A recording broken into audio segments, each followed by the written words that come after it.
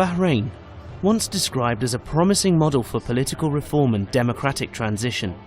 This utopian description of the Persian Gulf island were the words of Freedom House in their annual report.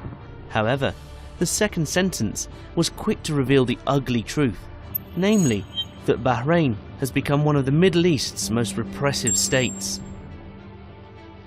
The figures released are startling. In a general freedom rating, Bahrain came 193rd out of 211 countries in the world, receiving an average total of 12 out of 100, with 0 being the lowest score. Furthermore, the country was given a 7 out of 7 rating, which is the lowest possible score in the political rights category, and 6 out of 7 in the civil liberties category. For a nation that was once so promising, its despotic regime has clearly ruined this label, leading it to suppression, suffering and pain. Well, it's good that Freedom House, which is supported by the State Department and the United States government, is telling the truth about Bahrain. It is, I guess, it's nothing to be proud of if you are one of the most repressive regimes in the world.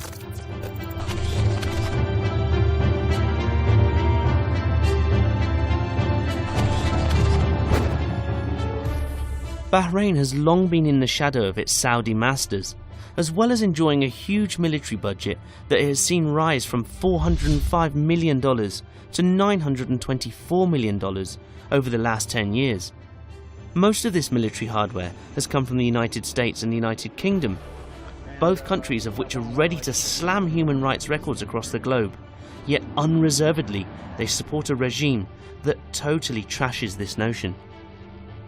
In many respects, the corporate media in the West is not really interested in these issues, and of course the United States and Britain now has major military bases in Bahrain, so they're more interested in protecting their military bases and the relationship with the basically the Bahrain dictatorship and the feudal arrangement there than they are in supporting human rights.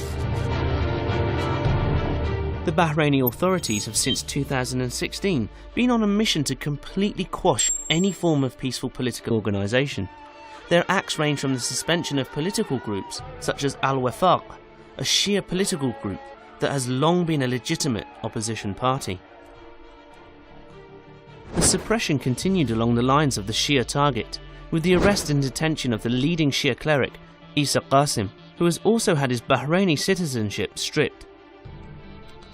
Along with the political and religious suppression, the Bahrainis also executed 3 Shia men over an allegation that they had killed 3 police officers. However, the so-called confession appeared to have been obtained under torture.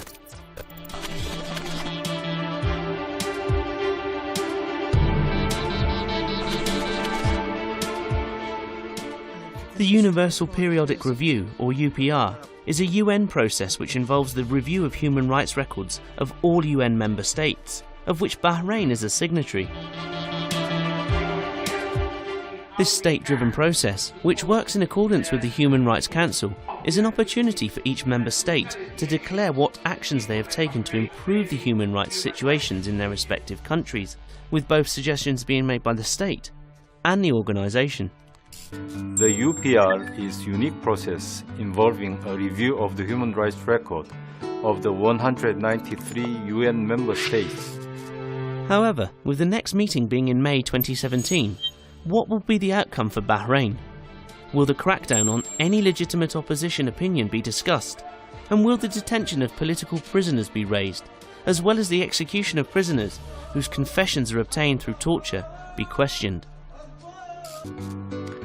The ultimate goal of the UPR is to improve the human rights situation in each country with significant consequences for people around the globe. This, coupled with a ridiculous excessive purchase of military equipment, should bring Bahrain into the spotlight.